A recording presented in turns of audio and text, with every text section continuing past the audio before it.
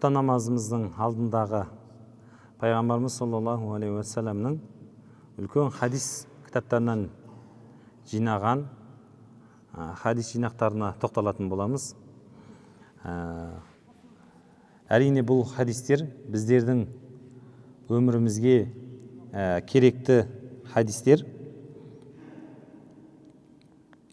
Пайғамбарымыз алейхиссалату вассалам өзінің хадисінде айтады: «Ла таджлис бейна руджулайни илля бииднихима».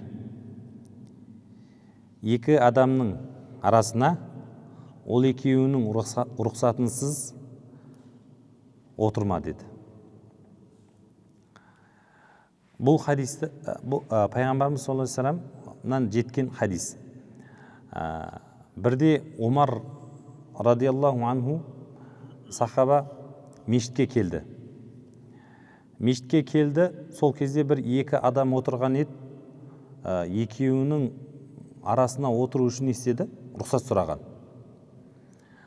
Сол кезде басқалар таң қалды. Өйткені мұсылмандардың патшасы, әміршісі болған кісі, сіз қалайша неге рұқсат сұрадыңыз деп сұраған кезінде Омар радиаллаху анху айтты: пайғамбарымыз алейхиссалату вассаламның осы хадисін сол кезде айтып берген екен. Әрине бұл нәрсе не нәрсені білдіреді? Әрине бұл пайғамбарымыз алейхиссалату вассалам екі адам сөйлесіп тұрғанда, екі адам бір-бірімен естеп тұрған кезде арасына ол екеуінің рұқсатынсыз не істемеген, оларға жаңағы арасына барып сөйлесіп кеткен немесе отырған ондай әдеттері болмаған екен. Бұл да болса пайғамбарымыздың сүннеті екен.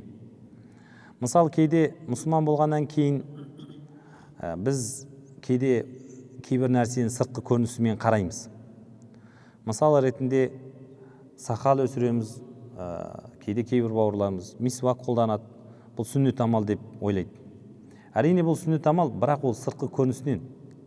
Сүннет амалға көптеген нәрселер жатады. Мысалы адамдармен қарым-қатынас, олармен жақсы сөйлесу, жаңағы екі адамның арасына отырудың өзі бұл пайғамбарымыздың несі? Сүннеті. Бұлай қарайтын болсаңыз, екі адамның арасына рұқсатсыз отырып алудың өзі, сендердің бұлай қарасаңыз бір бейәдептілік, сендердің бір рұқсаттарың керек емес деп адамды не істеуі мүмкін? Тәкаппарлыққа апаруы мүмкін. Және пайғамбарымыз саллаллаху алейхи вассалам осы мешітте отырған кезінде пайғамбарымыз алейхиссалату вассалам қасында орындар көп болды. Енді орындар бар. Бірақ бір адам отырған кезде, бір адам жаңағы не істеді? Отырғалы жатыр, пайғамбарымыз орнынан кішкене қозғалып қойған. Сол кезде осының сырын сұраған кезде пайғамбарымыз не деп айтты? Ол мұсылман бауырларымыздың қақысын беріп жатырмын деп не істеген екен? Айтқан екен.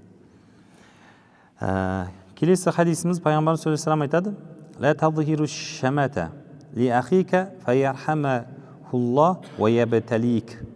Бұл Тирмизиден жеткен хадис. Мысалы, бауырының басыңа түскен қайғысына мәз болма, Алла оны мейірімін алып, сені сынап қою мүмкін дейді хадисте. Уаябталик дегеніміз сені сынап қоюы мүмкін деді.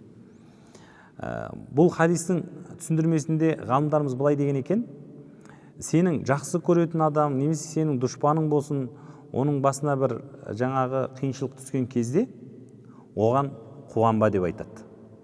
Мүмкін сен онымен сыналып қалуың мүмкін дейді.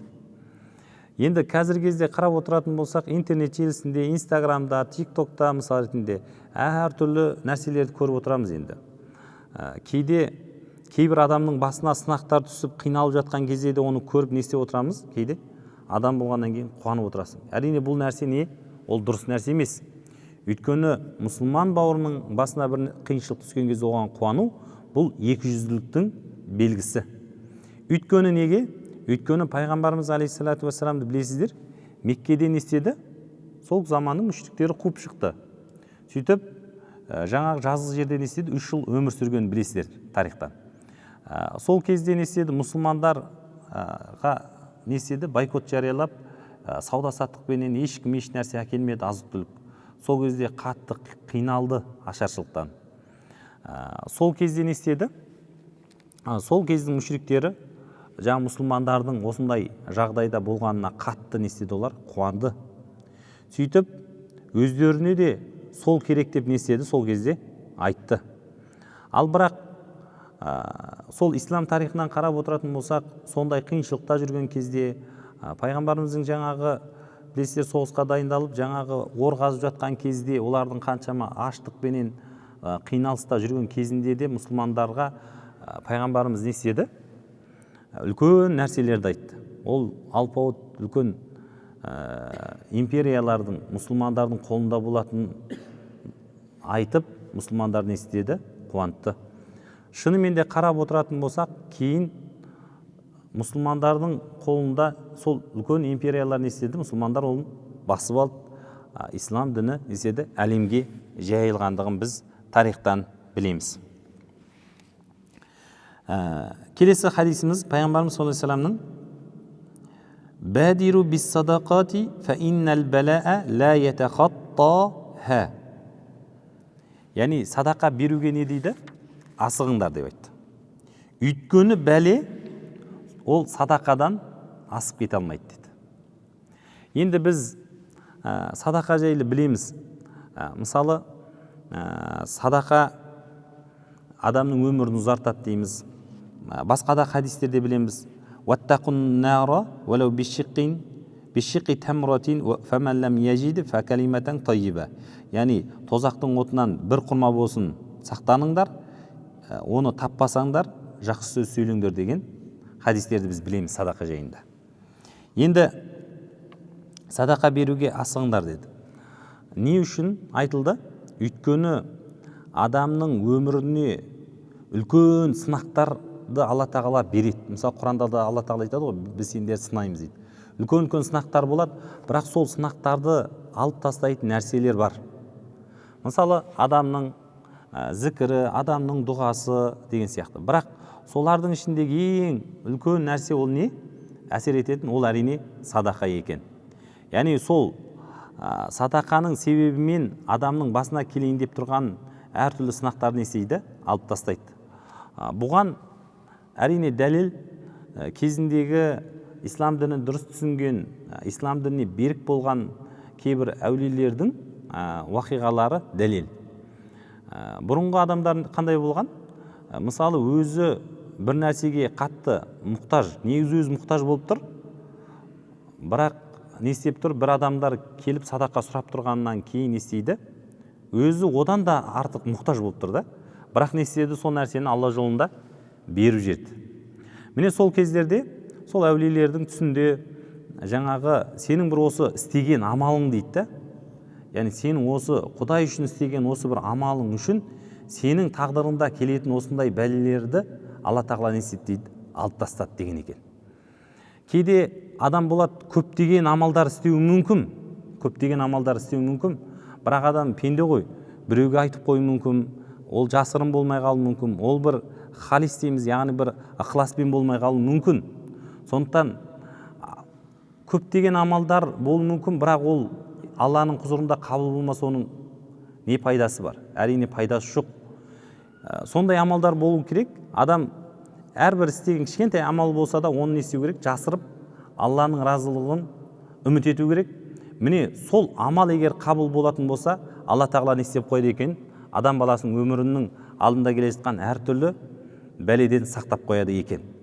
Әрине бұл нәрселерді біз былай түсінуіміз керек, құрметті жамағат. Адамның өмірі, тағдыры, өмірге келіп өмірден кеткенге дейін аралықтың барлығын Алла тағала біздің әлмисақтан істеген тағдырымыз жазып қойған.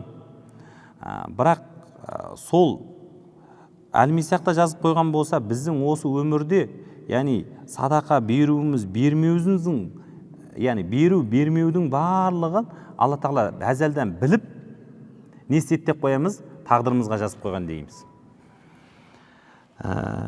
Және келесі хадисіміз пайғамбарымыз саллаллаху алейхи уассаламның хадисі иғтаним хомсан қабла хомсин дейді. Енді бұны баршамыз білеміз бұл хадисті. 5 нәрседен бұрын 5 нәрсені ғанибет деп біл. Шабабака қабла харамика дейді. Яғни қартаймастықтан бұрын жастықтың қадірін біл дейді. Ауырмастан бұрын денсаулықтың қадірін біл. Және де мұқтаж болмай тұрып мұқтажсыздықтың қадірін біл дейді. Немесе кедейлік келместен байлықтың қадірін біл. Бір нәрсеге шұғылданбастан бұрын бос уақыттың қадірін біл, өлместен бұрын тірліктің қадірін біл дейді. Бұл нәрседен, бұл хадистің негізгі ғалымдардың түсіндіру бойынша қарап отыратын болсақ, қартаймастан бұрын жастықтың қадірін біл деді. Әрине, жастықтың қадірін біз қалай білеміз? Жастықтың қадірін адам жас кезінде көп нәрселерді істеу керек. Оның біріншісі атап айтатын болсақ, әрине адам білім алу керек. Ол әрине руханияттың білімі, дүниенің білімі болсын, білім алу керек. Екі нәрсені де ұстап қалу керек. Өйткені сенің руханияттың білімін алмасаң, сен өзің дініңді түсінбесең, ақыретің болмайды. Дүниенің білімін алмасаң, дүние кетеді. Сондықтан әрине адам жас кезінде ең басты бірінші білім алу керек. Бірақ білімдердің ішінде қай білімді алу керек? Әрине ең бірінші Абай атамыз айтады ғой, әуелі ғылым мағфират Алла дейді. Алланы таны дейді. Яғни сол білімді үйрену керек екен. Одан кейінгі екінші нәрсе бар, ол не? Ол әрине білімнен кейінгі нәрсе, ол Алла Тағаланың парыздарын орындау. Алла Тағалаға итағат етіп, не істеу? Алла Тағаланың парыздарын жас кезінде орындау. Яғни адам жас кезінде не істеу керек? Намаз оқу керек, оразасын ұстау керек, зекетін беру керек, қажылыққа бару керек жас кезінде. Тура сол сияқты адам жас кезінде не істеу керек? Адам жас кезінде күнәдан тыйылу керек. Адам өз-өзінің нәпсісін ұстай білу керек, соны үйрену керек. Адам жас кезінде дүние табу керек. Міне осы нәрселерді адам не істеу керек? Адам жас кезінде осы нәрселерді істеу керек. Ал адамның жасы ұлғайған сайын ол не істей алмайды. Әрине адамның жасы ұлғайған кезде оның сақтау қабілеті әлсірейді, оның түсінігі артқанмен. Яғни білім алуға оның несі болмайды. Тура сол сияқты адам жасы ұлғайған сайын не істейді? Ол Алла Тағалаға жаңа ғибадат етуі ол қиын болады, оған қиын соғады. Өйткені неге? Мысалы кейде адамдар болады, қартайған кезде намаз оқимын деп жатады мысалы. Әрине ол өтірік нәрсе, өйткені адам жас кезінен бастап дәрет алып, намазға келіп үйренбеген болса, ол қартайған кезде оған қиын тиеді. Тура сол сияқты адам жасы ұлғайған сайын не істейді? Адам өзін күнәдан ұстай алмайды. Әрдайым ол нәрсеге күнәға бейім болып тұрады. Сондықтан бұл нәрселерді адам не істеу керек? Жас кезінде тізгіндеу керек. Міне сол кезде ғана, тізгіндеген кезде ғана ол адам не істейді? Жастықтың қадірін біледі екен. Алла Тағала баршамызға осы хадистерге амал етуімізді нәсіп етсін. Әлхамдулиллахи роббил аламин. Амин. Аллаху акбар.